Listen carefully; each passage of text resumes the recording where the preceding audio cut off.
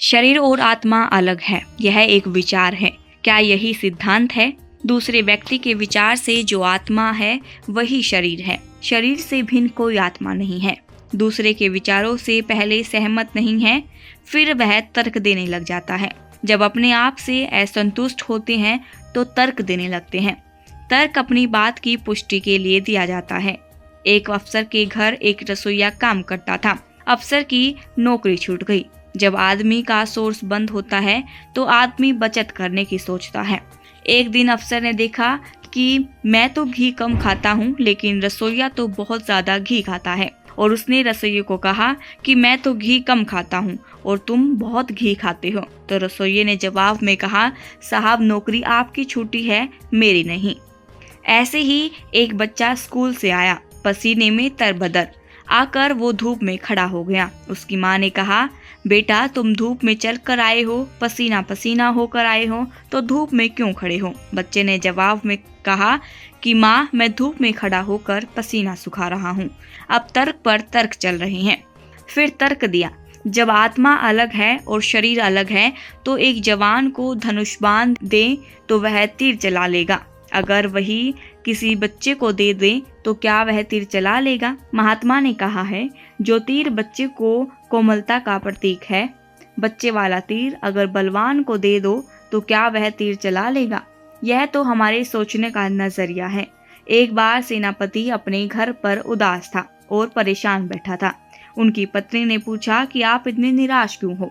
सेनापति ने कहा कि क्या बताऊं, हमारी सेना तो हारती जा रही है, इसी वजह से वो परेशान है।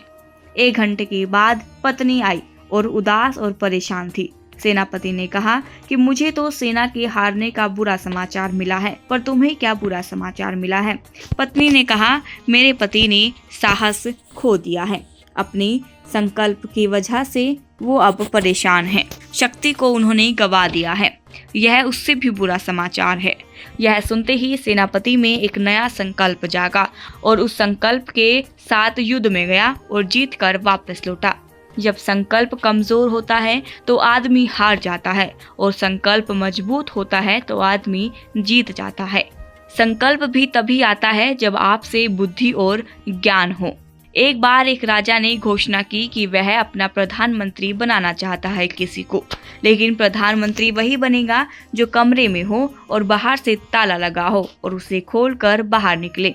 जनता में सभी का मन था कि वह प्रधानमंत्री बने, लेकिन राजा की शर्त सुनकर सभी चिंता में पड़ गए, क्योंकि यह उन्हें सब असंभव लगता था।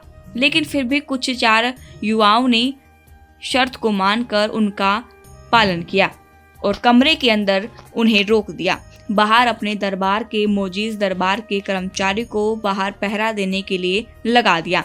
उन 4 युवाओं में 3 युवाओं ने हार मान ली, लेकिन एक ने सोचा कि अगर किसी बड़े व्यक्ति ने कुछ कहा है तो उसमें कोई ना कोई राज अवश्य है। बड़ा व्यक्ति असंभव बात को कह ही नहीं सकता। इसलिए युवा ने दरवाजा खोला और वह खोलता चला गया। वह बाहर आया, राजा का प्रधानमंत्री बना। इससे यह है कि मनुष्य का दृढ़ संकल्प हो तो वह क्या कुछ नहीं कर सकता। इसीलिए कहा है, जीना यहाँ मरना यहाँ।